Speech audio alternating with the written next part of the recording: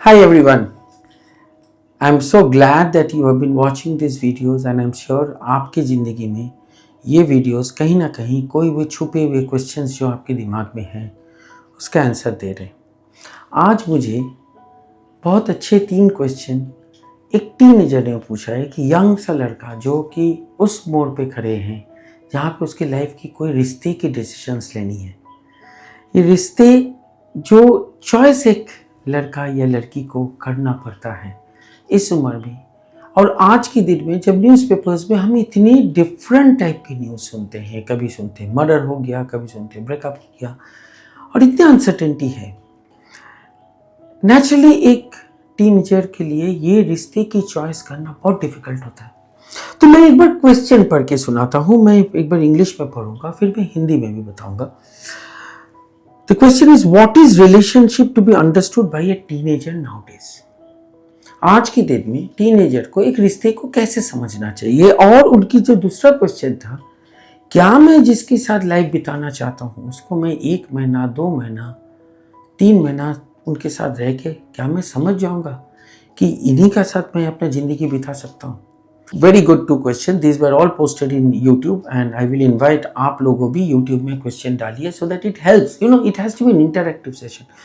मैं अपने दिमाग से टॉपिक लाके आपको बता रहा हूँ, बट आपकी दिल की जो क्वेश्चन है वो अगर मुझे मिलता है तो it will become so much more easy to answer the questions that you are looking for, isn't it?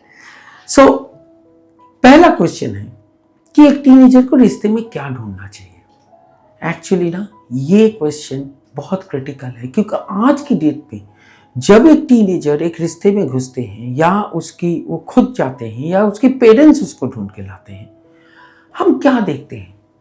लड़के ने क्या नौकरी कर रहा है, लड़की कितनी सुंदर देखने में है, एजुकेशन क्या है, फैमिली बैकग्राउंड क्या है। मैं ये नहीं बोल रहा हूँ कि रिश्ते में ये देखनी नहीं चाहिए, जरूर देखना चाहिए, पर खाली ये देख के जब हम जाते हैं ना, हमारी आज की इतनी uncertainty, you are looking a person's job, after 6 months marriage that person loses his job or something happens, right? There is so much of uncertainty. Nobody can say that आज मेरी जिंदगी जैसा है कल भी वैसा रहेगा। इस दुनिया में हम बोल ही नहीं सकते उसको।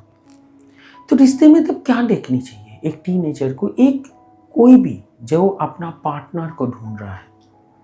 पहला चीज जो देखनी चाहिए कि वो पार्टनर मुझे और मेरी पर्पस को, मेरी जो इच्छाएं हैं, मुझे कैसे वो एनकरेज करते हैं, वो आप कुछ दिनों में समझ जाओगे। इनिशियली क्या होता है कि रिश्ते में हमारा फिजिकल कनेक्ट, मटेरियल वर्ल्ड, आप अगर सारे रिश्ते उससे गवर्न करते हो, क्या गिफ्ट दे रहा है, कौन सा होटल में ले जा रहा है, कहाँ घूमने को जा रहे हैं, आप अगर वही चीज को फॉलो अप करते रहोगे तो आपको उस रिश्ते की रियल वैल्यू नहीं मिलेगा।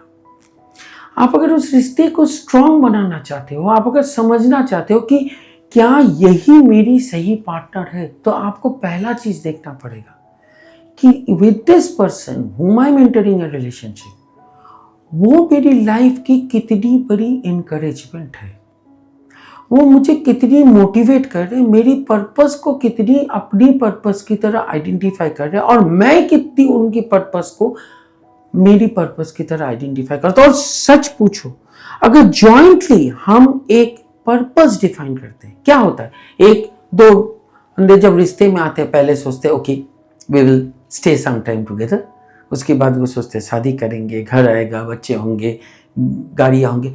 बट ट्रस्ट मी, ये जो सारे चीज हम सोचते हैं ना कि एक रिश्ते से आएगा, ये हर चीज जब आते हैं तब तो बहुत एक्साइटमेंट लाता है, बट धीरे धीरे वो लॉ ऑफ डिमिनिशिंग रिटर्न से नीचे जाने लगता है।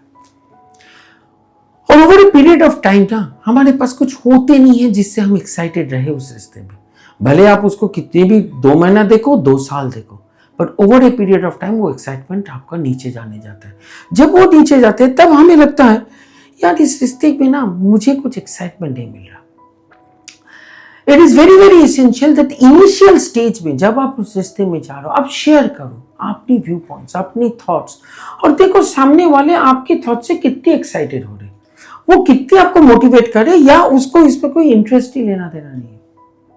सिमिलरली आप उनकी थॉट्स को समझने की कोशिश करो कि वो अपनी लाइफ को किस एंगल से देखता है। आप उसकी लाइफ में क्या मोटिवेशन ला रहे हो, राइट?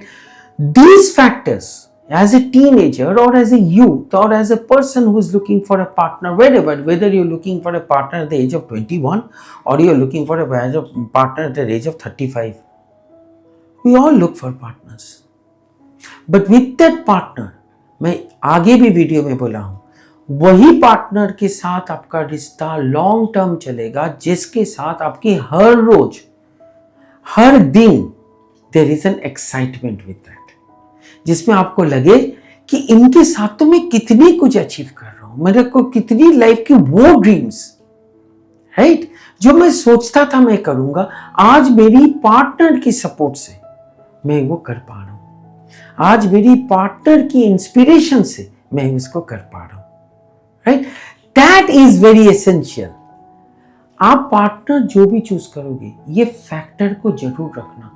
भले आपकी बाकी फैक्टर दुनिया में लोग बोलेंगे यार वो देखने में अच्छे नहीं है, उनकी नौकरी ठीक नहीं है, उनकी, पर इन फैक्टर के ऊपर अपनी चॉइस को खाली मत रखना। चॉइस को रखना, क्या मैं इनके साथ खुश रहूंगा, चल पाऊंगा। देखो, जब तक आप इन दोनों एक साथ इस माइंडसेट से आओगे ना, रास्ते में चलोगे जब आगे, there will be obstacles, there will be struggles, there will be challenges, there will be uncertainties, there will be situations which is beyond your control, and आपने इमेजिनेशन में भी नहीं रखा था कि इस रिश्ते में ऐसे कुछ होने वाले हैं। उस टाइम पे आप एक दूसरे को हाथ पकड़ के आगे बढ़ोगे, बिकॉज वो जो पर्पस है ना, वो ड्राइव करेगा आपको कि मैं इनको छोड़ नहीं सकता हूं, चलो हम दोनों साथ आगे बढ़ते हैं। वो पर्पस है ना, वो आपको मोटिवेट करेगा कि मैं इनोवेटिव वे में कैसे इस सिचुएशन को चेंज करूं, इनकरेज करेंगे, और मोस्ट इंपॉर्टेंटली आप एक दूसरे को ब्लेम नहीं करेंगे।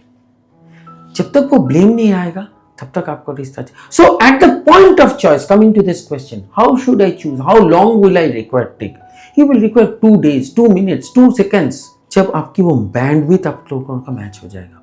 अदरवाइज 2 साल बाद भी आपको लगेगा मैंने, अब यही आज हम न्यूज़पेपर में पढ़ते हैं, 5 साल का लिव इन के बाद एक दूसरे को मर्डर करते हैं, 7 साल के शादी के बाद स्प्लिट हो जाते हैं। All types of news we hear in the newspaper, हर रोज सुनते हैं। कहीं ना कहीं वो जो रिश्ते की चॉइस है ना, वो बड़ी सुपरफिशियल मटेरियल वर्ल्ड पे होता है, पैसे देख के, पोजीशन देख के, सिचुएशन देख के। थोड़ा अलग से चॉइस करो, right? Thank you very much, I deeply appreciate you watching. Please ask me question.